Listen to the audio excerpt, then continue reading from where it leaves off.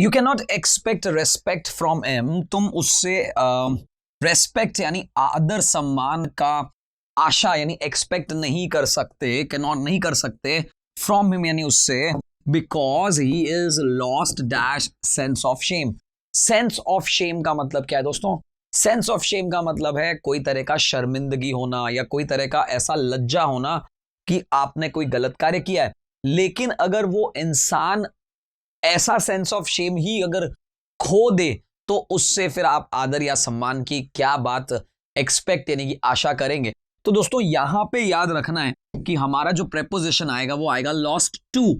Lost to sense of shame का मतलब है अब उसमें कोई तरह की शर्म नहीं बची, लाज नहीं बची। शर्म और लाज की कमी होना के लिए आता है lost to sense of shame. Hello friends, स्वागत है आपका डिजिटल तैयारी चैनल पे। मैं श्रेयांश कोठारी लेके आया हूं दोस्तों ऑब्जेक्टिव जनरल इंग्लिश, एक शानदार किताब एसपी बख्शी द्वारा।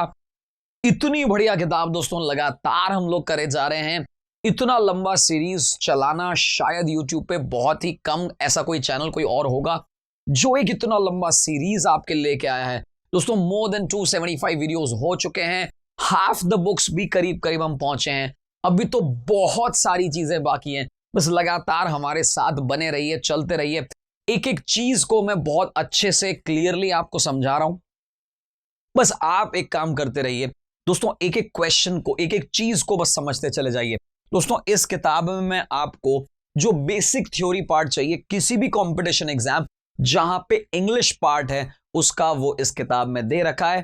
कहीं भी आपको चिंता करने की आवश्यकता नहीं है, पहली बात तो ये।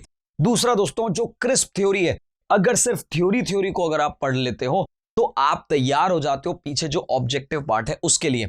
ऑब्जेक्टिव के इतने सारे क्वेश्चन दोस्तों, प्रीपोजिशन की हम ई एक्सरसाइज तक पहुंच चुके हैं और अभी तो बहुत सारी एक्सरसाइज इसमें बाकी है, और इसके साथ साथ दोस्तों रिव्यू एक्सरसाइज भी करवाई जाएगी। तो लगातार बने रहिए दोस्तों, stay tune to this channel जिसका नाम है डिजिटल तैयारी।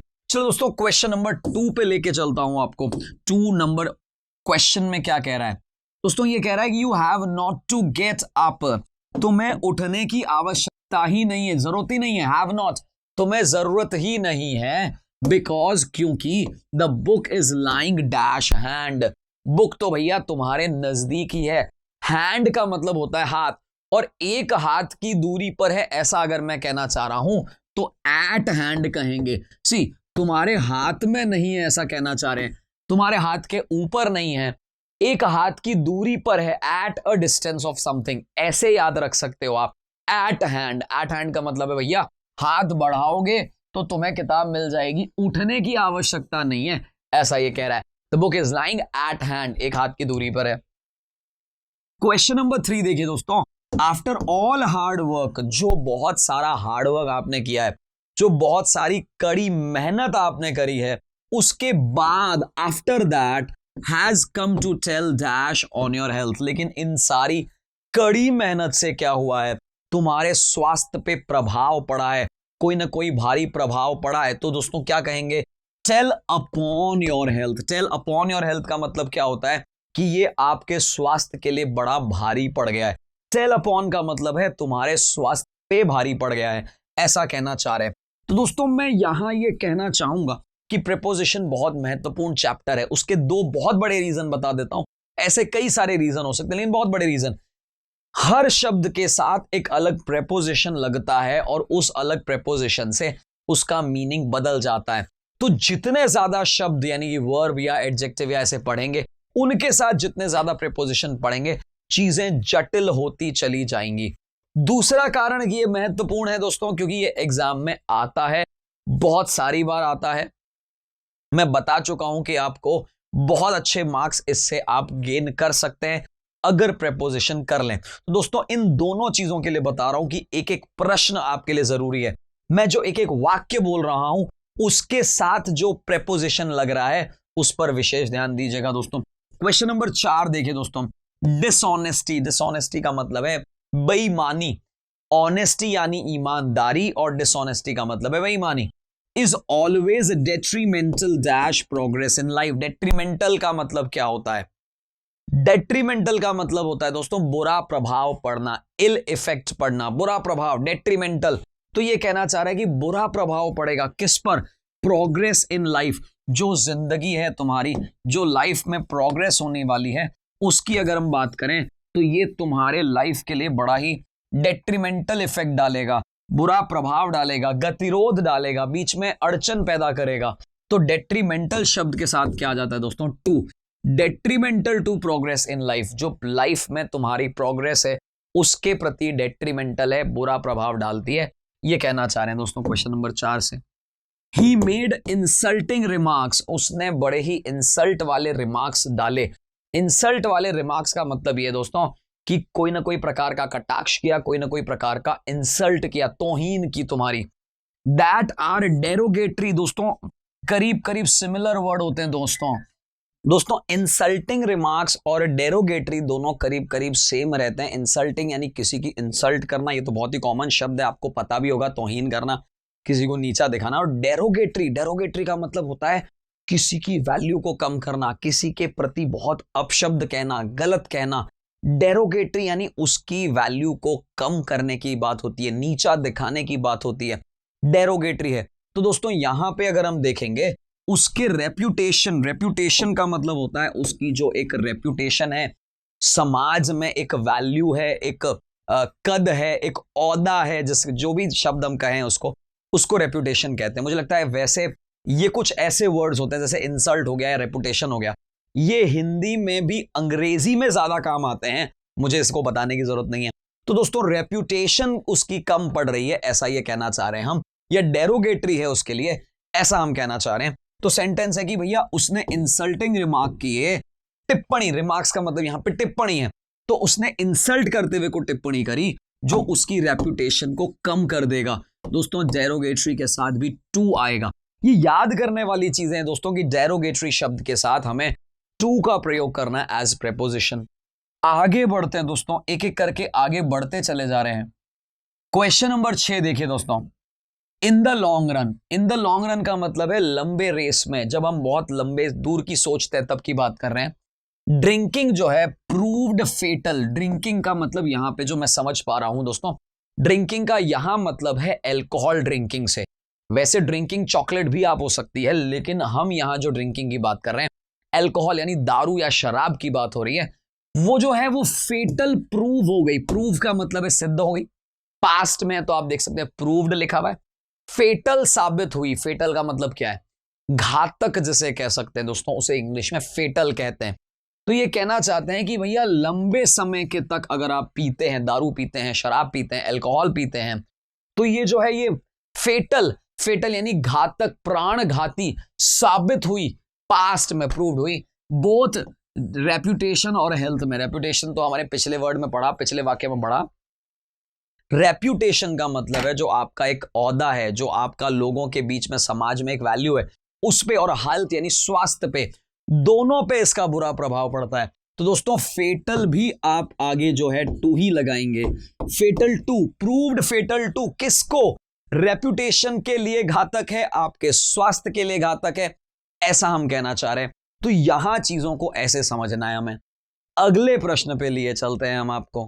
क्वेश्चन नंबर दोस्तों 7 हम लोग देखते हैं। 7 में क्या कह रखा है, ध्यान से देखिएगा दोस्तों। क्वेश्चन नंबर 7 में कह रहा है कि the rich are not inured dash manual labour. दोस्तों मैनुअल लेबर का मतलब होता है जो हाथ से मेहनत की जाती है, उसकी बात कर रहे हैं हम। और इन्योर्ड का मतलब होता है टफ हो जाना। अगर आप बहुत सारी मेहनत करते हैं, दिन रात एक करते हैं, मेहनत जब करते हैं, तो दोस्तों उससे जो आप एकदम स्ट्रांग बन जाते हैं, टफ बन जाते हैं, उसके लिए शब्द आता है इन्योर्ड। तो इन्योर्ड के साथ जब मैनुअल लेबर आएगा तो एक्चुअल मीनिंग क्या होगा, वही हमें समझना है कि कौन सा प्रेपोजिशन यूज किया जाएगा। तो दोस्तों हम यहां कहना चाह रहे हैं कि वो बहुत टफ नहीं हो पाए, यानी the rich are not inured to manual labour, वो बहुत ज्यादा मैनुअल लेबर नहीं करते। अमीर होते हैं, अमीरों के बहुत सारे नौकर होते हैं, वो मैनुअल लेबर कर देते हैं, मैनुअली मेहनत कर देते हैं, और अमीर नहीं कर पाते। क्वेश्चन नंबर 8 देखिए दोस्तों, disintegration of the country. Disintegration का मतलब क्या है? डिसइंटीग्रेशन का मतलब है विभाजन हो जाना, अलग अलग हो जाना। इंटीग्रेशन यानी जुड़ाव, डिसइंटीग्रेशन का मतलब है अलग अलग हो जाना। तो जो डिसइंटीग्रेशन है कंट्री का, is inimical dash the progress of क्या कहना चाह रहे हैं हम? प्रोग्रेस ऑफ द पीपल, यानी हम ये कहना चाह रहे हैं कि भैया जो ये डिसइंटीग्रेशन है ये इनिमिकल है दोस्तों। इनिमिकल का मतलब होता है अनफ्रेंडली। अनफ्रेंडली का मतलब है थोड़ा सा विरोध वाली बात, नेगेटिव वाली बात, कि किसी भी तरीके से जो लोगों की प्रोग्रेस है, जो बढ़ता हुआ ग्राफ है, वो इनिमिकल, उसके लिए वो इनिमिकल हो रहा है। कौन दोस्तों? जो भारत का या किसी भी कंट्री का इनिमिकल होना, सॉरी डिसइंटीग्रेशन होना यानी विभाजन होना। तो यहां पे भी आएगा दोस्तों inimical to the progress of, inimical है उस प्रोग्रेस के लिए, तो यहां पे टू आ जाएगा।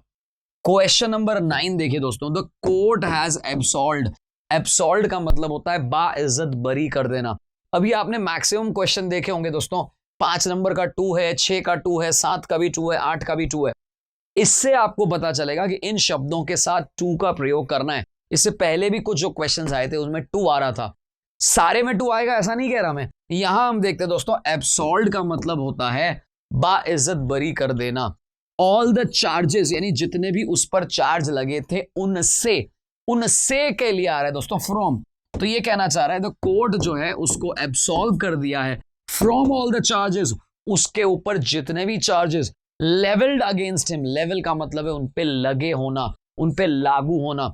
अगेंस्ट यानी उसके खिलाफ, उसके खिलाफ जितने भी चार्जेस लगे हुए थे उनके खिलाफ ये जो कोर्ट है उसने सबको, उसको बाइज्जत बरी कर दिया है उन चार्जेस से। तो यहां क्या आएगा? फ्रॉम आएगा।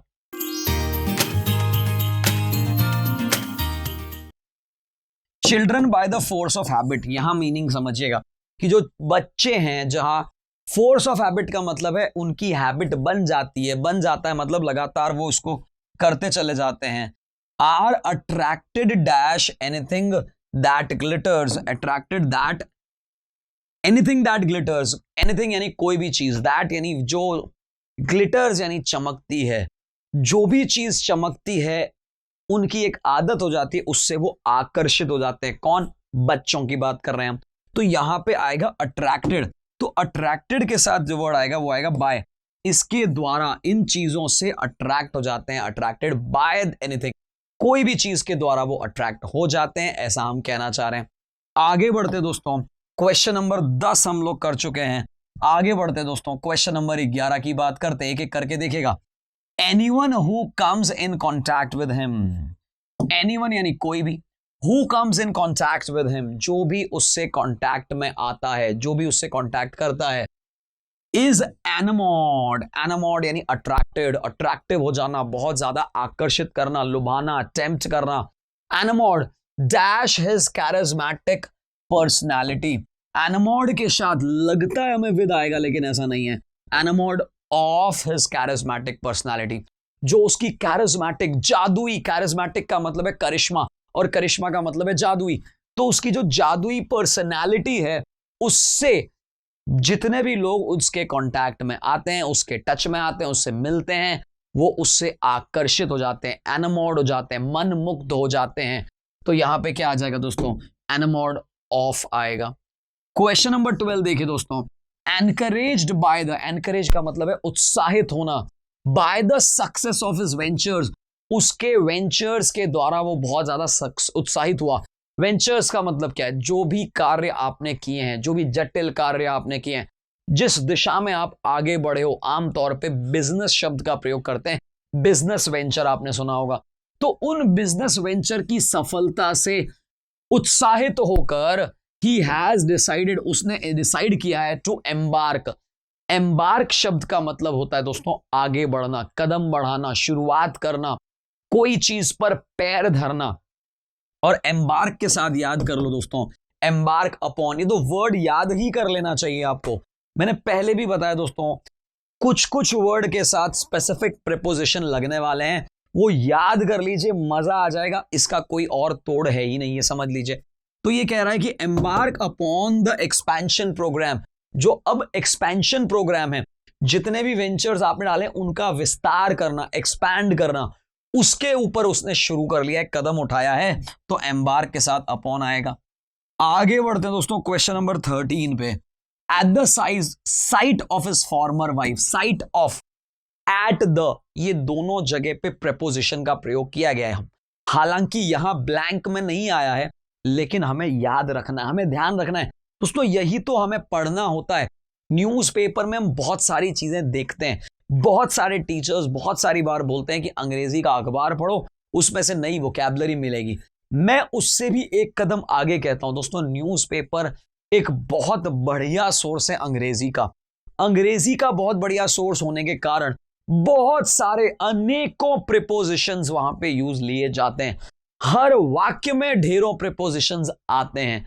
आपका काम क्या है दोस्तों, उन प्रीपोजिशन को ध्यान रखें, किस तरह की परिस्थिति में किस तरह का प्रीपोजिशन यूज लिया गया है, इन शब्द के बाद या उसके पहले कौन सा प्रीपोजिशन आने से मीनिंग क्या हुआ है। इन चीजों को अगर आप नोट करते चलेंगे तो मैं बता रहा हूं, थ्योरी को तो जरूरत ही नहीं है, अपने आप प्रैक्टिकल आप क्वेश्चन का आंसर निकाल लेंगे। जैसे मैंने कहा कि at the site of his farmer wife, आप देख सकते हैं ये दोनों ही प्रीपोजिशन पे ध्यान रखना था हमें।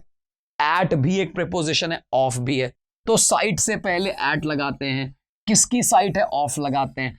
फॉर्मर का मतलब होता है दोस्तों पूर्व पत्नी, हो सकता है अभी तलाक हो चुका हो, अभी साथ नहीं रह रहे हो। पूर्व पत्नी पर जैसे ही उसकी नजर पड़ी वह गुस्सा हो गया।